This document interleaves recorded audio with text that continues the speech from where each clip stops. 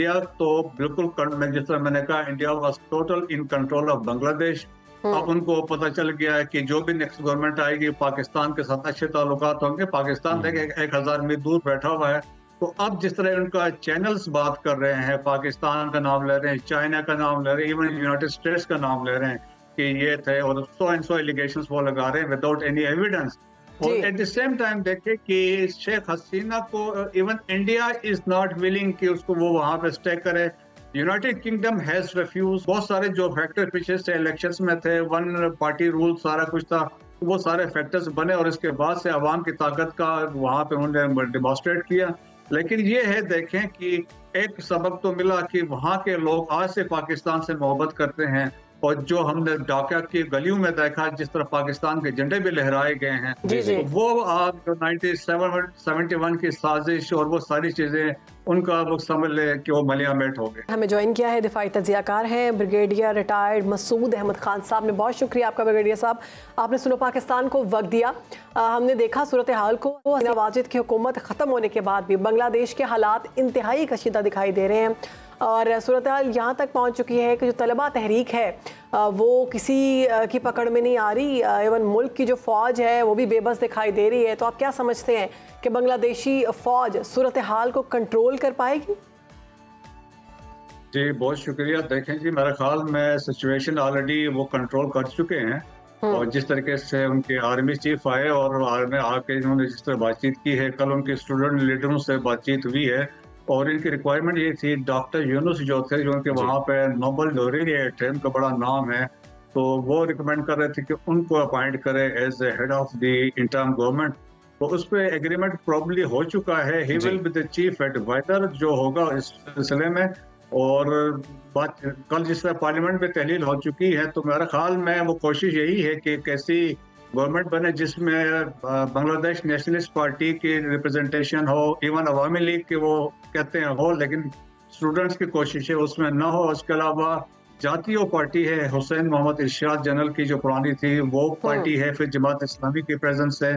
तो ये एक होपफुली वो मेरे ख्याल में चीज़ें राइट डायरेक्शन में जाएंगी। तो मेरे ख्याल में मोस्ट डेवलपिंग सिचुएशन है, लेकिन सिचुएशन में स्ट्रीट्स में जो बांग्लादेश में अभी बेहतर होने लगी है। आज से उन्होंने स्कूल वहाँ पे खोल दिए हैं, तो इसका मतलब ये है कि लोगों ने आर्मी पर ट्रस्ट करना शुरू कर दिया है और जिस तरीके से वो स्टेप्स ले रहे हैं। ब्रिगेडियर साहब, शेख हसीना का दौर इक़्तिदार अगर हम देखें तो एक पॉपुलर लीडर के तौर पर वो बांग्लादेश में अपने इक़्तिदार पर विराजमान रहीं। 16-17 साल वो इक़्तिदार में रहीं। जब ये तलबा तहरीक शुरू हुई, कोटा सिस्टम के हवाले से थी, सुप्रीम कोर्ट का फैसला आया। आपको क्या लगता है कि कहाँ मिसमैनेजमेंट हुई, कौन सी ऐसी बड़ी गलती हुई कि मामले इस नहज तक पहुँचे कि शेख हसीना को मुल्क छोड़ना पड़ गया? देखें जी, वो एक तो कभी वो पॉपुलर लीडर रही नहीं है। वो बेसिकली वो पावर के साथ थी और बेसिकली तमाम इदारे उनके कंट्रोल में थी। And she was a dictator थी, अथॉरिटेरियन रूल उसका था वहाँ पे। और आपने देखा होगा कि जिस तरह जमात इस्लामी के ज़ईफ उम्र लोग जो थे 90 ईयर्स प्लस दे वर हैंग, और उससे लोगों में एक रिजेंटमेंट जरूर थी। और देखें कि लास्ट 15 ईयर्स जो उनके तो जो रूल वो शी रूल बांग्लादेश, और जो 2018 का इलेक्शन था तो दुनिया मानती है कि सारे रिग्ड इलेक्शन थे। इवन डॉक्टर यूनुस जो अभी जिसका नाम लिया जा रहा है, तो उन्होंने कहा था कि इलेक्शन सारे रिग्ड थे और उन्होंने कहा था it's the liberation of Bangladesh, उन्होंने कहा पहली दफा हुआ है। तो मेरे ख्याल में एक वो फैक्टर था। दूसरा ये टोटल वो इंडिया के साथ थी और रॉ बेसिकली बांग्लादेश के जो को रन कर रहा था, वहाँ पे आर्मी के अंदर उनकी इंटरफेरेंस थी, पुलिस में, ब्यूरोक्रेसी में, पोस्टिंग ट्रांसफर्स वो कंट्रोल कर रहे थे। तो वो इंडिया के लिए देखें, मेरे ख्याल में सबसे बड़ा लॉस इंडिया में है। और आपने इंडियन चैनल्स को फॉलो किया हो तो वहाँ पे आप देखें कि वहाँ पे एक बहुत खलबली है, वाबिला है, मातम का समा है कि बांग्लादेश निकल गया, अब ये पाकिस्तान की तरफ जाएंगे तो ये होगा वो होगा, हमारा नॉर्थ ईस्ट में क्या होगा, रेफ्यूजीज आएंगे। तो वहाँ पे एक बहुत बड़ा मतलब मॉर्निंग है as far as Indian channels या इंडिया इज कंसर्न। तो मेरे ख्याल में देखें, क्रेडिट देना चाहिए to the people of Bangladesh कि इन्होंने 1971 की जो कॉन्स्पिरेसी थी उसका आज से जो है एंड सीन हुआ। जो हमूद रहमान कमीशन की बात की जाती थी, वो आज रिपोर्ट हमने देखी जी, बांग्लादेश की स्ट्रीट्स में देखी, जिस तरह वहाँ पे शेख मुजीब के स्टेचूज के साथ हुआ, वहां पे उनके म्यूजियम के साथ हुआ, जो हेट्रेड दिखाई गई इवन आर्मी यूनिट्स में शेख मुजीब की तस्वीरें और शेख हसीना की तस्वीरें उतारी गई। तो उससे देखे पाकिस्तान का जो एक स्टांस था उसकी वैलिडेशन हमने देखी बांग्लादेश की गलियों में। सही। ब्रिगेडियर साहब, अभी हमने देखा कि जैसे आपने भी जिक्र किया कि भारत जो है वो तिलमिला उठा है हसीना वाजिद की हुकूमत ख़त्म होने के बाद। तो हमने देखा कि हसीना वाजिद जो जिन पॉलिसियों पर अमल कर रही थी वो भारत नवाज पॉलिसियाँ थी, भारत के साथ असर और सूख में थी वो काफ़ी ज़्यादा उनके। तो अभी लंदन में उनके साहबजादे मौजूद हैं और हसीना वाजिद के, और उनका ये कहना था कि पाकिस्तान के बारे में वो जहर उगल रहे हैं और पाकिस्तान के बारे में बुरा भला कह रहे हैं। तो आप क्या समझते हैं, पाकिस्तान के खिलाफ अचानक से बात करना ये भारत की फंडिंग ही है? जी हाँ, देखिए कि इंडिया तो बिल्कुल, जिस तरह मैंने कहा, India was total in control of Bangladesh. अब उनको पता चल गया है कि जो भी नेक्स्ट गवर्नमेंट आएगी पाकिस्तान के साथ अच्छे ताल्लुकात होंगे। पाकिस्तान देखिए 1000 मील दूर बैठा हुआ है। तो अब जिस तरह उनका चैनल्स बात कर रहे हैं, पाकिस्तान का नाम ले रहे हैं, चाइना का नाम ले रहे हैं, इवन यूनाइटेड स्टेट्स का नाम ले रहे हैं कि ये थे, और सो एंड सो एलिगेशंस वो लगा रहे हैं विदाउट एनी एविडेंस। और एट द सेम टाइम देखे कि शेख हसीना को even India is not willing कि उसको वो वहां पे स्टे करे। United Kingdom has refuse, America ने भी वीजा नहीं दिया। जी यूएसए ने भी कहा कि ह्यूमन राइट्स रिकॉर्ड ठीक नहीं, so therefore we will not entertain her. तो आप उसके देखने के एक डिक्टेटर जिसकी ये पोजीशन थी ह्यूमन राइट्स की वजह से थी, आज दुनिया में कोई उसको लेने को अकोमोडेट करने को तैयार नहीं है। तो लेकिन मेरा ख्याल में सबसे ज्यादा तकलीफ जो हुई है वो इंडिया को हुई है। और इंडिया की आप पोजीशन देखें, उनके हमारे साथ ताल्लुकात उनका देख लें, नेपाल के साथ देख लें, हम रिसेंटली मालदीव्स में देखें, इंडिया आउट की वहाँ पे एक मूवमेंट चली, वहाँ से ये निकल चुके हैं। और इवन बांग्लादेश में आज से 1 साल पहले इंडिया जो बाइकआउट वाले कैंपेन स्टार्ट हुई थी, जिसमें इंडियन स्टफ को उन्होंने बाइकआउट किया। फिर इसके बाद इंडिया आउट की बातचीत चली। तो इंडिया से वहाँ पे जो बंगाली मुसलमान हैं वो नफरत करते हैं, और उन्होंने ये रियलाइज किया है जो उनके साथ कुछ हुआ है 97 में, जो कुछ मजालिम जो कुछ हुए मुक्ति बाहिनी की वजह से, इंडियन रॉ की वजह से हुए। सही। अच्छा ब्रिगेडियर साहब, अभी सारी सूरत हाल में जो चीज़ एक बॉइलिंग पॉइंट बनी या जिसकी वजह से एक क्राइसिस फूटे, कहा यह जा रहा है कुछ एनालिस्ट की जानिब से कि शेख हसीना की जानिब से जो रज़ाकार कहा जाता रहा है स्टूडेंट्स को, और रज़ाकार जो है वो टर्म वहाँ पर बतौर गद्दार इस्तेमाल की जाती है, तो क्या इस टर्म का जो इस्तेमाल करना है वो इनके लिए ख़तरे का बायस बना? और दूसरा ये कि कितना ख़तरनाक होता है गद्दारी के इल्ज़ामात लगाना?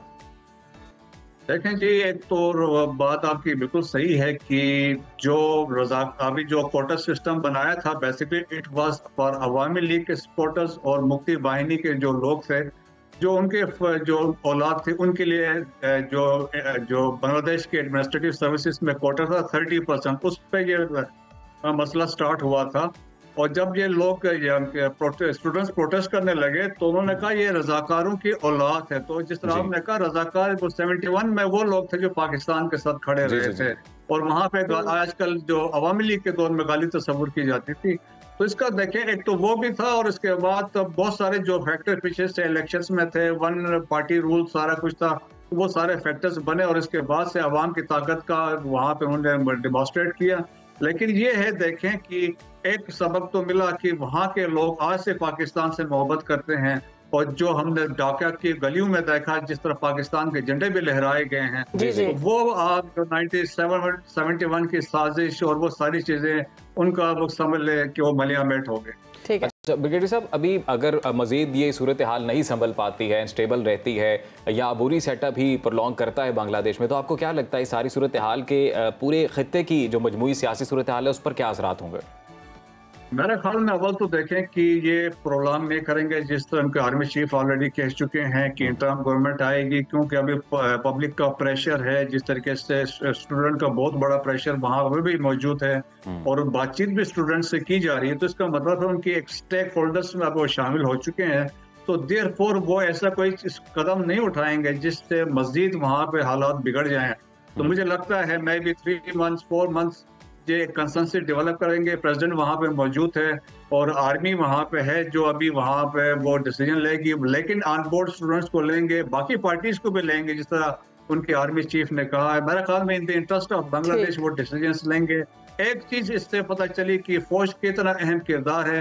फौज हमेशा जो भी होगी मुल्क की खातिर जो भी है, लास्ट जो रिजॉर्ट या समझ लें जो मुल्क को बेल आउट करती है वो फौज ही करती है। ब्रिगेडियर साहब, अब क्योंकि अबूरी हुकूमत का जिक्र किया जा रहा है फ़ौज की जानिब से भी और आवाम का भी ये कहना है कि हुकूमत जो है अबूरी हुकूमत उनकी मर्ज़ी से वो जो शख्स का नाम लिया गया है जो नोबेल इनाम याफ्ता हैं वो लाए जाएं, तो आप क्या समझते हैं जब अबूरी सेटअप आएगा तो क्या वो भारत नवाज पॉलिसी से पाक होगा? जी हाँ, बिल्कुल ऐसा ही होगा। देखें कि अभी तो ये सूरत हाल हुई कि वहाँ से जो अवामी लीग के लोग हैं वो तो भाग रहे हैं। 2 मिनिस्टर उनके रिसेंटली बॉर्डर्स में पकड़े गए हैं। जो आर्मी के अंदर भी शफलिंग हुई है, उनके जो इंटेलिजेंस के चीफ थे मेजर जनरल जिया, उनको रिमूव कर दिया है और बहुत सारी चीजें हैं। तो एक किस्म का सफाया हो रहा है अवामी लीग और जो उनके साथ जो जिनके साथ सिंपैथीज उनके साथ है। जो तुम्हारा ख्याल में ऐसा नहीं होगा क्योंकि ये सेटअप जो भी आएगा, क्योंकि बड़ी पार्टी है बांग्लादेश नेशनलिस्ट पार्टी जो बेगम खालिदा जिया की है, उनकी बहुत बड़ी वहाँ पे प्रेजेंस है। और सेकंड जमात इस्लामी है और ख़ास तौर पे इसमें जो जमात इस्लामी का स्टूडेंट विंग है जिसको कहते हैं इस्लामिक शतिर शिविर, उनका बड़ा एक कलीदी किरदार है। मेरा ख्याल में ये लोग होंगे तो ये कभी कोशिश नहीं करेंगे कि इंडिया के उस पर जाएं, क्योंकि इंडिया में तो ये भी वावेला मचा रहा है कि वहाँ जो हिंदू माइनॉरिटीज में है उनके साथ ज़ालिम हो रहे हैं, जबकि ऑन ग्राउंड ऐसा कुछ हो नहीं रहा। बहुत शुक्रिया ब्रिगेडियर रिटायर्ड मसूद अहमद खान साहब, आपने अपना खुसूसी वक्त निकाला, सुनो पाकिस्तान को वक्त दिया और बांग्लादेश में जो सिचुएशन है उस हवाले से अपना तज्जिया दिया जी।